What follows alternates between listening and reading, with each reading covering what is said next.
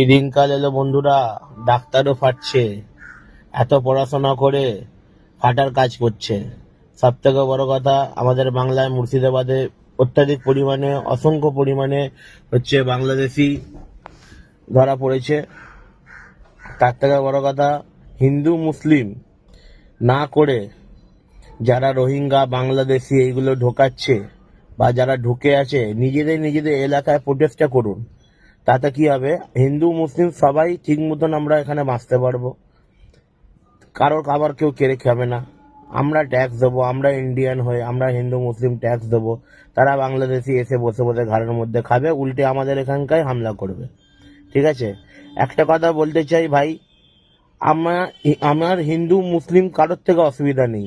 আমাদের ইন্ডিয়া বা ভারতের থেকে যাদের অসুবিধা, আমি তাদেরকে অপছন্দ করি, সে যে কোনো জাতের হোক, তাতে আমার কোনো যায় আসে না। ঠিক আছে, এবার আপনারা নিজেদের নিজেদের কমেন্ট বলুন যে আমি ঠিক কথা বললাম না ভুল বললাম।